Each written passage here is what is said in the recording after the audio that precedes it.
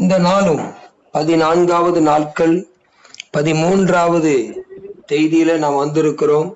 ஆண்டவர் இந்த நாளில் என்ன பேச போறாங்க, ஆண்டு வார்த்தை நான் உங்களோடு பகிர்ந்து கொண்டு உங்களுக்காக ஜெபிக்க விரும்புகிறேன். வாசிங்கள். அப்போஸ்தலர் 14ஆம் அதிகாரம் 19வது வசனத்திலிருந்து 22வது வசனம் வரை யாராவது ஒரு நபர் வாசிக்க அன்பாய் கேட்கிறேன். பின்பு அந்தியோகியாவிலும் இக்கோனியாவிலும் இருந்து சில யூதர்கள் வந்து ஜனங்களுக்கு போதனை செய்து பவுலை கல்லெறிந்து அவன் மரித்து போனான் என்று எண்ணி அவனை பட்டணத்திற்கு வெளியே இழுத்து கொண்டு போனார்கள். சீசர்கள் அவனை சூழ்ந்து நிற்கையில் அவன் எழுந்து பட்டணத்திற்குள் பிரவேசித்தான். மறுநாளில் பர்னபாவுடனே கூட தேபேயுவுக்கு புறப்பட்டு போனான். அந்த பட்டணத்தில் அவன் சுவிசேஷத்தை பிரசங்கித்து அநேகரை சீசராக்கின பின்பு லிஸ்திராவிற்கும் இக்கோனியாவிற்கும் அந்தியோகியாவிற்கும் திரும்பி வந்து சீசருடைய மனதை திடப்படுத்தி விசுவாசத்திலே நிலைத்திருக்கும்படி அவர்களுக்கு புத்தி சொல்லி, நாம் அநேக உபத்திரவங்களின் வழியாய் தேவனுடைய ராஜ்யத்தில் பிரவேசிக்க வேண்டும் என்று சொன்னார்கள். போதும். ஆண்டவருடைய பரிசுத்த நாமம் மகிமைப்படுவதாக. இங்கே பவுலுடைய காரியத்தை நாம் பார்க்க முடிகிறது. நான் ஏற்கனவே சொல்லியிருக்கிறேன், பவுல் யார், எப்படிப்பட்டவர், எப்படிப்பட்ட காரியத்திலிருந்து அவர் ரட்சிக்கப்பட்டிருக்கிறார், ஆண்டவருக்காக எந்த அளவுக்கு செயல்படுகிறார் என்பதை நம்ம தொடர்ச்சியாக தியானித்து வருகிறோம். நீங்க இந்த காரியத்தை நீங்க நல்லா கவனிச்சீங்கன்னா, இன்னைக்கு இந்த செய்திக்கு ஒரு தலைப்பு அப்படின்னா, உபத்திரவத்தின் வழிகள் தேவனுடைய ராஜ்யத்தின் வழிகள் என்ற தலைப்பிலே நான் உங்களோடு கர்த்தருடைய வார்த்தையை நான் பகிர்ந்து கொள்ள விரும்புகிறேன். இந்த பகுதியை நீங்க கவனிச்சீங்கன்னா கர்த்தருக்கு ஸ்தோத்திரம் உண்டாவதாக. 19வது வசனம் வாசித்த 19வது வசனத்துல பாருங்க, பவுல் ஆண்டவருடைய வார்த்தையை சொல்லுகிறார். ஆண்டவருடைய வார்த்தையை சொல்லுவதனால பவுலை கல்லால் அடித்து, அங்க அதைத்தான் நம்ம பார்க்கிறோம், பவுலை கல்லால் அடிக்க ஆரம்பிக்கிறார்கள். பவுலுக்கு விரோதமா இந்த ஜனங்கள் எழும்புறாங்க. இயேசுவை பத்தி சொல்லக்கூடாது, இயேசு கிறிஸ்துவனுடைய நாமத்தை உச்சரிக்க கூடாது என்று சொல்லி பவுலுக்கு விரோதமாய் எழும்பி பவுலை கல்லால் அடித்து அந்த பட்டணத்திற்கு வெளியே இழுத்து கொண்டு போனார்கள். அப்ப எந்த அளவுக்கு பவுலை அடித்திருப்பார்கள், பவுலுக்கு எந்த அளவுக்கு ஒரு உபத்திரவம் வந்திருக்கும் என்பதை நீங்கள் கொஞ்சம் சற்று யோசி. அப்போ பவுலை கல்லால் அடித்து பவுலை என்ன செய்கிறார்கள் என்று சொன்னால் இழுத்து கொண்டு போகிறார்கள், பட்டணத்திற்கு வெளியே இழுத்து கொண்டு போடுகிறார்கள். அப்போ எந்த அளவுக்கு ஒரு உபத்திரவத்தை, எந்த அளவுக்கு ஒரு பாடுகளை பவுல் சந்தித்திருப்பார் என்பதை நாம் யோசித்து புரிந்து கொள்ள வேண்டும். கர்த்தருக்கு ஸ்தோத்திரம். ஆனா 20ஆம் வசனத்தை நீங்க பாத்தீங்கன்னா, சீசர்கள் அவனை சூழ்ந்து நிற்கையில் அவன் எழுந்து பட்டணத்துக்குள்ளே பிரவேசித்தான். எந்த இடத்திலே இயேசுவை பற்றி சொல்லக்கூடாது என்று சொன்னார்களோ, எந்த இடத்திலே உபத்திரவத்தை பவுல் சந்தித்தாரோ, எந்த இடத்திலே பவுலை கல்லால் அடித்தார்களோ, அதே இடத்திற்கு, அதே பட்டணத்திற்குள்ளே பவுல் எழுந்து அந்த அடியை வாங்கிட்டு அந்த உபத்திரவத்தின் மத்தியிலும் திரும்பவும் பவுல் அந்த பட்டணத்துக்குள்ளே போகிறார், ஆண்டவருடைய ஊழியத்தை செய்வதற்கு. ஆமென். கர்த்தருக்கு ஸ்தோத்திரம். அதெல்லாம் முடிந்ததற்கு பிறகு 20வது வசனத்துக்குள்ள நீங்க வரும் பொழுது ரொம்ப அழகா சொல்லப்படுகிறது, பவுல் இந்த உபத்திரவத்தின் வழிகளை சந்தித்து, இந்த உபத்திரவத்தின் பாதையிலே பவுல் கடந்து வந்ததான அந்த பாதையை நினைத்து 22வது வசனத்தை நீங்க பாத்தீங்கன்னா, சீசர்களுக்கு அவர் ஒரு ஆலோசனை கொடுக்கிறார். சீசர்கள் அங்க உடைஞ்சிட்டாங்க, சீசர்கள் மனம் சோர்ந்துட்டாங்க. பவுலுக்கு இவ்வளவு பெரிய சோதனையா, இவ்வளவு பெரிய உபத்திரம் வருதே அப்படின்னு சொல்லி எல்லா ஜனங்களும் சோர்ந்து போயிட்டாங்க. அப்பொழுதுதான் 22ஆம் அதிகார வசனத்திலே பவுல் சீசருடைய மனதை திடப்படுத்துகிறார். நீங்க திடமனதா இருங்க, நம்பிக்கையா இருங்க அப்படின்னு சொல்லிட்டு அவர் சொல்றாரு, விசுவாசத்திலே நிலைத்திருக்கும்படி நீங்கள் உங்களுக்குள் இருக்கிற விசுவாசம், இரட்சகரை குறித்து, ஆண்டவரை குறித்து இருக்கிறதான அந்த விசுவாசத்தில் நிலைத்திருக்கும்படி அவர்களுக்கு புத்தி சொல்லுகிறார், ஆலோசனை கொடுக்கிறார். இப்ப இங்க வாங்கப்பா, இது இப்படித்தான் இருக்கும், ஆமென் சொல்றோம், நான் கர்த்தருக்காகத்தான் இப்படி செயல்படுறேன், அதனால தைரியமா இருங்க அப்படின்னு ஆலோசனை கொடுத்துட்டு அதற்கு கீழே நீங்க பாத்தீங்கன்னா பவுல் ரொம்ப தெளிவா சொல்லுகிறாரு. அதுதான் இந்த பிரசங்கத்தினுடைய மிக முக்கியமான ஒரு கருத்து. அவர் சொல்லுகிறார், நாம் அநேக உபத்திரவங்களின் வழியாய் தேவனுடைய ராஜ்யத்தில் பிரவேசிக்க வேண்டும் என்று அவர்களுக்கு சொல்லுகிறார்.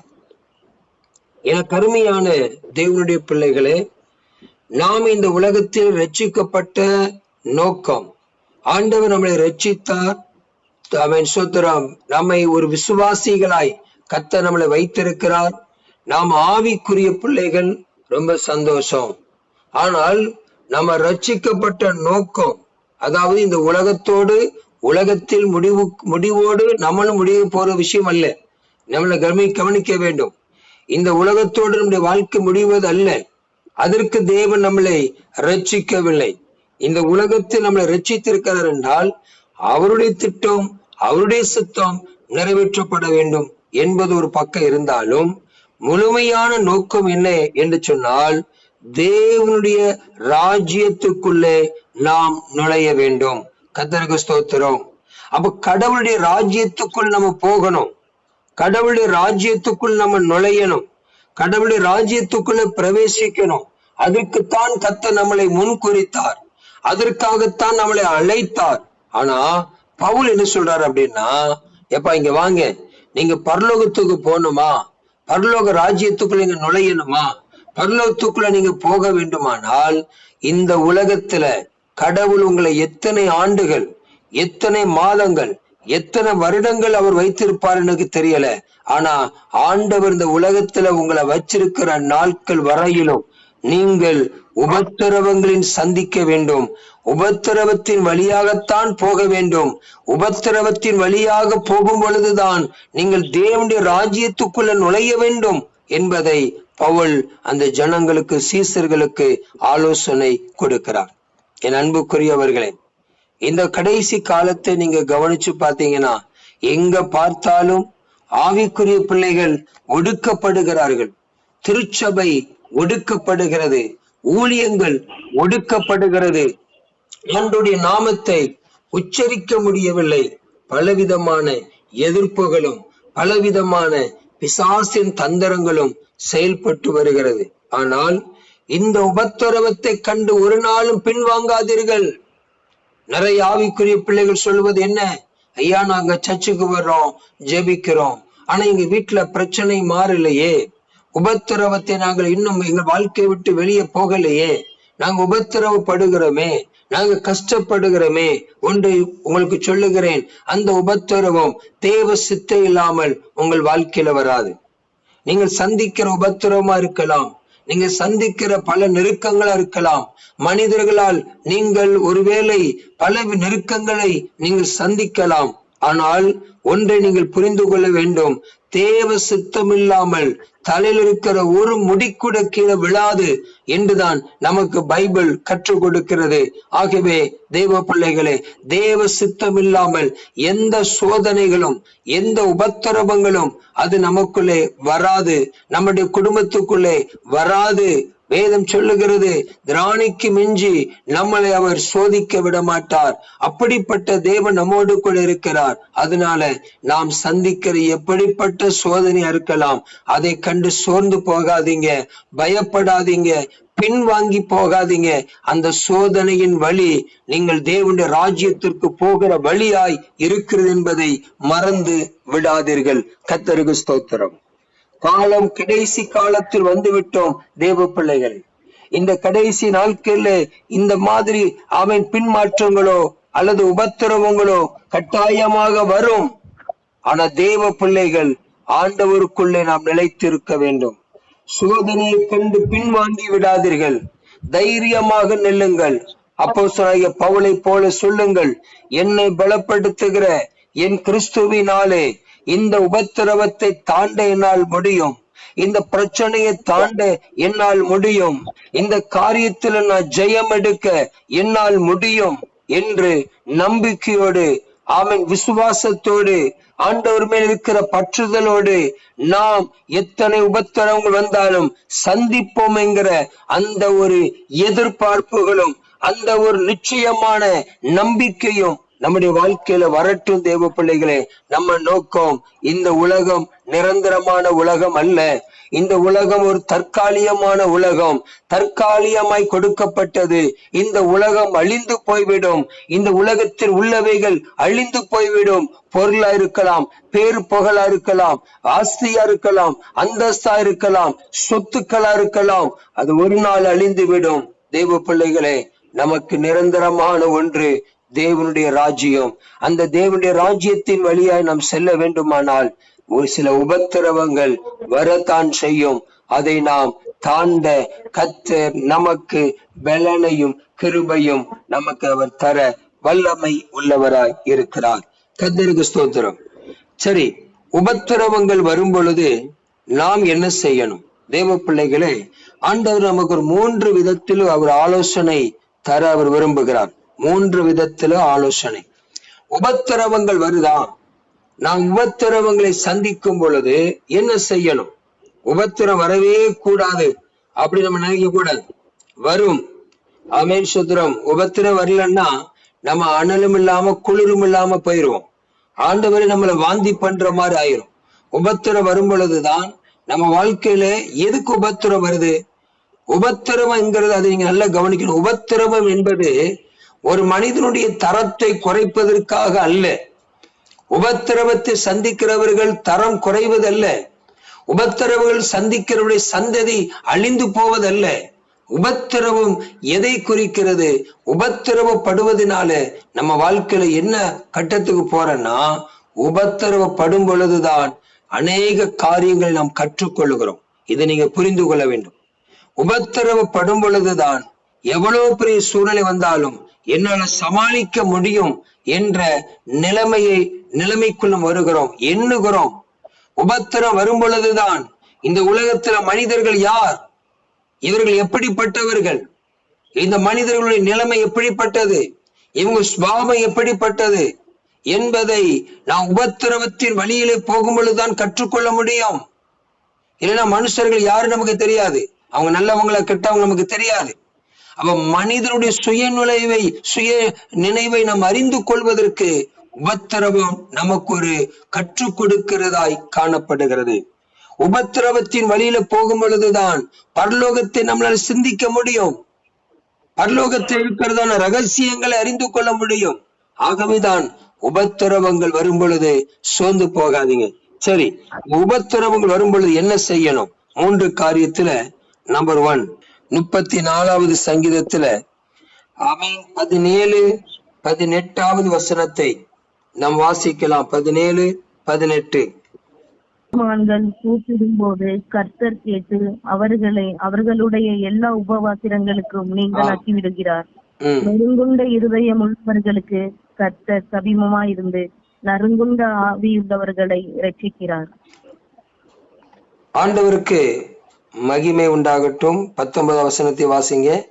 நீதிமானுக்கு வரும் துன்பங்கள் அநேகமாயிருக்கும், கர்த்தர் அவைகள் எல்லாவற்றிலும் நின்று அவனை விடுவிப்பார். கர்த்தருக்கு ஸ்தோத்திரம். அப்போ உபத்திரவங்கள் வரும் பொழுது நாம் என்ன செய்ய வேண்டும்? முதலாவது இங்கே பார்க்கிறோம், நம்முடைய துன்பங்களையும் வேதனைகளையும் அவரிடம் வெளிப்படையாய் சொல்லி நாம் ஜெபிக்க வேண்டும். இந்த வசனத்தின்படி நம்ம அப்படித்தான் பார்க்கிறோம். நீதிமான்கள் கூப்பிடும் பொழுது கர்த்தர் கேட்டு அவர்களுடைய எல்லா உபத்திரவங்களுக்கும் நீங்களாக்கி விடுவிக்கிறார் என்பதை நாம் இங்கே பார்க்கிறோம். அப்படியானால் நல்ல கவனிங்க, நம்முடைய வாழ்க்கையில எவ்வளவு துன்பங்கள் வரலாம், எவ்வளவு உபத்திரவங்கள் வரலாம், எவ்வளவு நெருக்கங்கள் வரலாம். தேவைகள் நிமித்தம், பலவீனத்து நிமித்தம், மனுஷர்களால், குடும்பத்தாலே, பல சூழ்நிலையாலே உபத்திரவங்கள் வரலாம். ஆனால் எப்படிப்பட்ட உபத்திரவங்கள் வந்தாலும் நாம் கடவுளிடத்திலே அதை வெளிப்படையாய் சொல்லக்கூடிய தேவ பிள்ளைகள் தானா? நீங்க ஆண்டவர்கிட்ட சொல்லி ஜெபிக்கணும். உபத்திரவத்தின் மத்தியில போகும் பொழுது மூன்று விஷயத்த பண்ணக்கூடாது. ஒரு உபத்திரம் வருதா, ஒரு நெருக்கம் வருதா, மூன்று விஷயம் பண்ணக்கூடாது. ஒன்று, தனிமையா இருக்கக்கூடாது, தனிமையா உட்கார்ந்து யோசிக்க கூடாது. இரண்டாவதாக, எந்த மனுஷனிடத்திலும் உபத்திரவத்தை கொண்டு சொல்லக்கூடாது. நான் எவ்வளவு கஷ்டப்படுறேன் தெரியுமா, எவ்வளவு உபத்திரவப்படுறேன் தெரியுமா, எதனாலும் உபத்திரப்படுறீங்களோ அதை மனிதனிடத்தில் சொல்ல பழகக்கூடாது. மூன்றாவதாக, ஆண்டவரிடத்துல சொல்லும் பொழுது, ஆண்டவரிடத்தில் அதை பகிர்ந்து கொள்ளும் பொழுது, ஆண்டவர் அந்த உபத்திரவத்தை தாண்ட, அந்த நெருக்கங்களை சமாளித்துக் கொள்ள, ஆண்டவர் அதிலிருந்து நமக்கு ஒரு பரிபூரண விடுதலையை நிச்சயமாய் நம்முடைய வாழ்க்கையில ஆண்டவர் தரக்கூடும். ஆண்டவருடைய பிள்ளைகளை, நேரம் இல்லாததுனால வேகமாய் உங்களுக்கு சொல்லுகிறேன். அவ உபத்திரவங்கள் வரும் பொழுது என்ன செய்யணும்? எத்தனை துன்பங்கள் வந்தாலும், வேதனைகள் வந்தாலும், நெருக்கங்கள் வந்தாலும் அதை வெளிப்படையாய் ஆண்டவரிடத்தில் சொல்ல பழகுங்கள். தெய்வ பிள்ளைகளை, அதை ஆண்டவரிடத்திலே பகிர்ந்து கொள்ளுங்கள், அதை ஆண்டவரிடத்திலே சொல்லுங்கள். நீங்கள் கூப்பிடுகிற ஆமீன் ஸ்தோத்திரம் சத்தத்தை ஆண்டவர் கேட்டு நிச்சயமாய் எல்லா உபத்திரவங்களுக்கும் கர்த்தர் நீங்களாக்குவார். உங்க குடும்பத்துல, தனிப்பட்ட வாழ்க்கையில, திருச்சபையில வருகிற உபத்திரவங்களை கர்த்தர் நீங்களாக்குகிறவர். அப்ப ஆண்டவரிடத்துல சொல்லணும், ஆண்டவரிடத்துல பகிர்ந்து கொள்ளணும், ஜெபிக்க பழகணும். இரண்டாவதாக, உபத்திரவங்கள் வரும் பொழுது என்ன செய்யணும்? ஆமென். யாக்கோபு புஸ்தகம் 1ஆம் அதிகாரத்தை எடுக்கலாமா? யாக்கோபு 1ஆம் அதிகாரம் 12வது வசனத்தை நாம் வாசிக்கலாம். யாக்கோபு 1:12.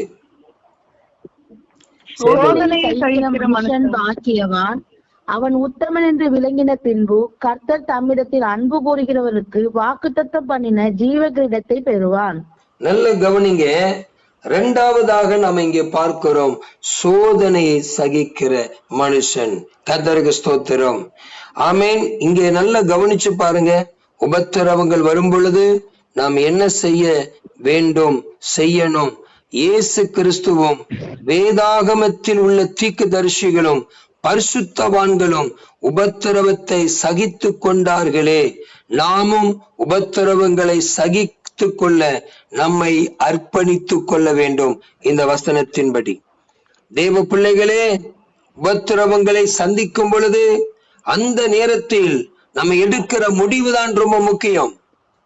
சில இடங்கள்ல என்னைய வாழ்க்கை உபத்திரவம் பின்வாங்கி போகக்கூடிய முடிவுகள், தவறான முடிவுகள் எடுக்கக்கூடாது. சோதனை வரும் பொழுது நம்ம என்ன முடிவு எடுக்கணும் தெரியுமா? ஆமென். அதை சகித்து கொள்ளுகிற முடிவு. ஆமென். இயேசு கிறிஸ்துவை பாருங்கள், வேதாகமத்தில் இருக்கிறதான எல்லா தீர்க்கதரிசிகளை பாருங்கள், சகல பரிசுத்தவான்களை பாருங்கள். பல விதத்திலே உபத்திரவங்களை அவர்கள் சந்தித்த போது, நெருக்கங்களை சந்தித்த போது, ஆசாரியர்களால் உபத்திரம் வந்துச்சு, யூதர்களால் உபத்திரம் வந்துச்சு, ஆமென், சபையில உபத்திரம் வந்துச்சு, குடும்பத்தில் உபத்திரம் வந்துச்சு. ஆனாலும் அந்த உபத்திரவத்தை அவர்கள் சகித்து கொண்டார்கள். இன்னைக்கு இந்த காலை வேளையில ஆண்டு வார்த்தை கேட்கிற தெய்வ பிள்ளைகளே, எத்தனை உபத்திரம் வந்தாலும் அதை தாண்டும் பொழுது நமக்கு ஏற்ற ஆசீர்வாதம் நிச்சயமாய் உண்டு. கர்த்தருக்கு ஸ்தோத்திரம். உபத்திரவத்தை சந்திக்கிற பிள்ளைகளை ஆண்டவர் சாதாரணமாய் விட மாட்டார்.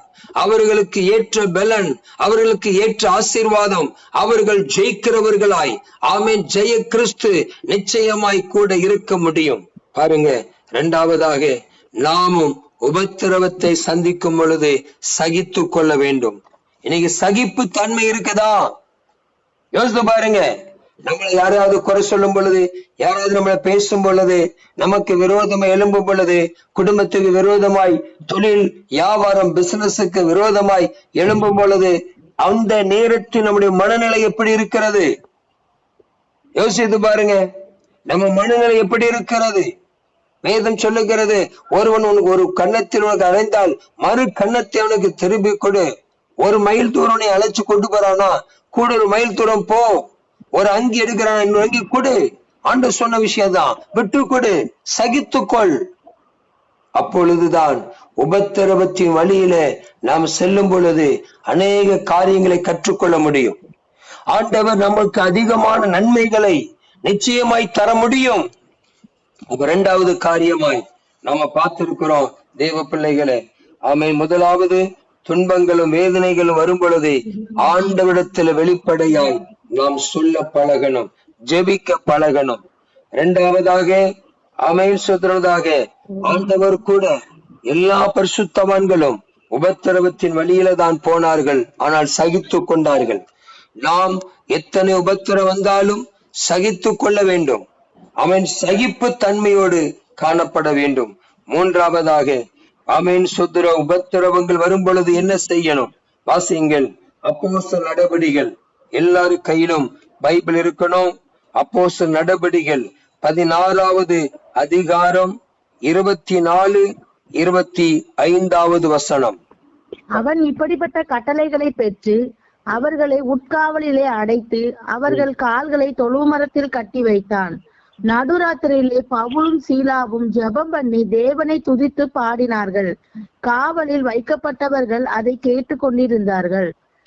26 பாருங்க. சடிதியிலே சிறைச்சாலையின் அஸ்திபாரங்கள் அசையும்படியாக பூமி மிகவும் அதிர்ந்தது. உடனே கதவுகள் எல்லாம் திறவுண்டது.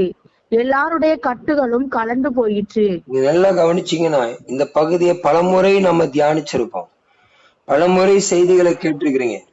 ஆனா இன்னைக்கு ஆண்டவர் இந்த வசனத்துல கற்றுக் கொடுக்கிற விஷயம் என்னன்னா, உபத்திரவங்கள் வரும் பொழுது என்ன செய்யணும்? தேவனை துதித்து கொண்டு நாம் இருக்க வேண்டும். ஆண்டவரை துதிக்கும் பொழுது எவ்வளவு பெரிய கடினமான காரியங்கள் இருந்தாலும் அது நிச்சயமாக மாறும். அப்ப நம்ம உள்ளத்தில் தேவ சமாதானம் உண்டாகும். அந்த நேரத்துல நீங்க நல்லா கவனிச்சீங்கன்னா கடவுளை நீங்க துதிக்கணும். பவுல் சீலாவுக்குள்ள எப்படிப்பட்ட உபத்திரவம் என்று சொன்னால், அவர்கள் சிறைச்சாலையில தொழுமரத்தில் கட்டப்பட்ட நிலையில நினைத்தவைகளை செய்ய முடியாத ஒரு நெருக்கடியான சூழ்நிலையின் மத்தியில அவர்கள் ஆண்டவரை துதித்து கொண்டே இருந்தார்கள். தேவ பிள்ளைகளே, நீங்க வேலை செய்யலாம், டிராவல்ல இருக்கலாம், வேற எந்த இடத்திற்கு போகிற காரியமா இருக்கலாம், செய்கிற காரியமா இருக்கலாம், கடவுளை எப்பொழுதும் எவ்வேளையிலும் துதிக்க மறந்துடாதீங்க. ஆண்டவரை நாம் துதித்து கொண்டே இருக்க வேண்டும், ஆண்டவரை போற்றிக் கொண்டே இருக்க வேண்டும். அப்பொழுது கடினமான சூழ்நிலைகள், கடினமான காரியங்கள் மாறும். உள்ளத்துல தேவ சமாதானம் உண்டாகும். ஆண்டவர் அந்த உபத்திரவத்தின் வழியிலே நாம் நடந்து செல்ல ஆண்டவர் நமக்கு ஏற்ற கிருபைய, பலத்த, சக்திய, வல்லமைய நிச்சயமாய் தருவாங்க. தேவ பிள்ளைகளே, கர்த்தருக்கு ஸ்தோத்திரம். அப்ப தேவனை துதியுங்கள். உங்களுடைய கடினமான சூழ்நிலைகளை, உபத்திரவங்களை கர்த்தரால் மாற்ற முடியும். நெருக்க வரும் பொழுது என்ன செய்யணும்? ஆமென். கர்த்தரை துதித்து கொண்டே இருங்கள். வீட்டுல வேலை பார்க்கறீங்களா? எப்ப ஸ்தோத்திரம் ஸ்தோத்திரம் ஸ்தோத்திரம் உச்சரிச்சுட்டே இருங்க. நீங்க ஜெபம் பண்றதா ஒரு குறிப்பிட்ட நேரம் வச்சிருப்பீங்க, ஸ்தோத்திரம் பண்றதுக்கு குறிப்பிட்ட நேரமே கிடையாது. 24 மணி நேரம் ஸ்தோத்திரம் பண்ணலாம். வேதம் சொல்ல ஸ்தோத்திரம் பண்ணும் பொழுது கிருபை பெருகுமா. கர்த்தருக்கு ஸ்தோத்திரம். கிருபை ஆண்டவர் தருவாங்க. ஸ்தோத்திரம் பண்ணிக்கிட்டே இருக்கணும். வேலை செய்யும் போது ஸ்தோத்திரம் ஸ்தோத்திரம் ஆண்டவரே. யார்ட்டாவது நீங்க பேசிட்டு இருக்கீங்களா? ஒரு 10 நிமிடம், அரை மணி நேரம், மணிக்கணக்கு உட்கார்ந்து பேசுறீங்களா? உங்க இருதயம் ஸ்தோத்திரம் பண்ணிக்கிட்டணும். எப்பவும் ஸ்தோத்திரம் பண்ணிக்கிட்டே இருங்க. உபத்திரவத்தை சந்திக்கும் பொழுது அதை தாண்ட பலனையும் கிருபையும் யோசனைகளையும் ஆலோசனைகளையும் தர கர்த்தர் வல்லவர். 3 காரியத்தை பார்க்கிறோம். உபத்திரவத்தின் வழிகள், ஆமென் சொல்ற தேவனுடைய ராஜ்யத்தின் வழிகள். உபத்திரவத்தை சந்திக்கும் பொழுதுதான், சகித்து கொள்ளும் பொழுதுதான் தேவனுடைய ராஜ்யத்துக்குள்ள நுழைய முடியும். உபத்திரவம் வரும் பொழுது என்ன செய்யணும்? நம்முடைய துன்பங்கள், வேதனைகளை ஆண்டவரிடத்தில் சொல்லி ஜெபிக்கணும். 2வதாக, உபத்திரவங்கள் வரும் பொழுது கர்த்தருக்காக சகித்து கொள்ளணும். வேதம் சொல்லுது, நீங்க எதை செய்தாலும் அதை கர்த்தருக்கென்று செய்யுங்கள். உபத்திரவத்தை கூட கர்த்தருக்காக சகித்து கொள்ளுங்கள். 3வதாக, எந்த இடத்தில் நின்றாலும் எவ்வேளையிலும் ஸ்தோத்திர பலியிடுங்கள், ஸ்தோத்திரம் பண்ணுங்கள். ஆண்டவர் நிச்சயமாய் உபத்திரவத்தின் வழியிலே ஆலோசனை தந்து அவர் கரத்தை பிடித்து நடத்துவார். நாம் அநேக காரியங்களை கற்றுக்கொள்ள முடியும்.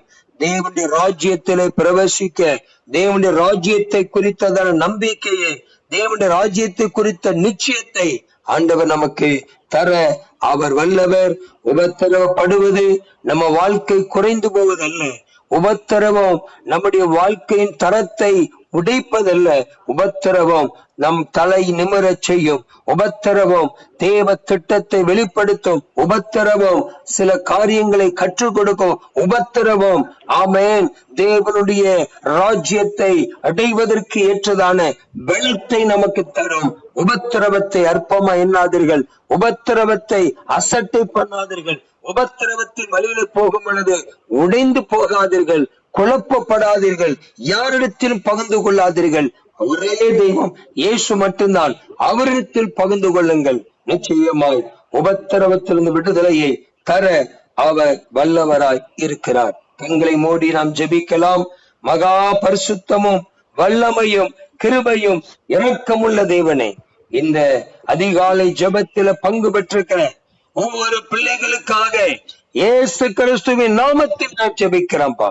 ஆண்டவரே, எத்தனை உபத்திரம் வரலாம், எத்தனை நெருக்கங்கள் வரலாம், ஆனால் உலகம் கைவிட்ட மாதிரி இருக்கும், உறவுகள் தூக்கி எறிந்த மாதிரி இருக்கும். ஆனால் உபத்திரவத்தை சந்திக்கும் பொழுது, நெருக்கப்படும் பொழுது, உடைக்கப்படும் பொழுது, கர்த்தாவே எங்களோடு கூட வானத்தை பூமியை உண்டாக்கின சர்வ வல்லமை உள்ள தேவன் எங்க கூட நீங்க இருக்கிறீங்கப்பா. உங்க பிள்ளைகள் ஒவ்வொருவருக்கும் நல்ல பாதுகாப்பை கொடுங்க. உங்க பிள்ளைகள் ஒவ்வொருவரையும் உங்க ரத்தத்துக்குள்ள மறைத்துக் கொள்ளும். உங்க பிள்ளைகள் ஒவ்வொருவர் மேலையும் உங்க கிருபை தாங்கி நடத்தட்டும். கர்த்தாவே, எங்கள் ஜெபத்தை நீங்க கேட்டுக்கொண்டிருக்கிறபடியால் உமக்கு ஸ்தோத்திர ஆண்டவரே. தகப்பனே, உங்க சமூகத்துல உபத்திரம் வரும் பொழுது நிக்கணும் ஆண்டவரே, அதை சகித்து கொள்ள கிருபை தாரும். எப்பொழுதும் துதி எங்க நாவில் இருக்கட்டும் ஆண்டவரே. ஒவ்வொரு பிள்ளை இந்த நாள் முழுவதும் தேவைகளை சந்திங்க.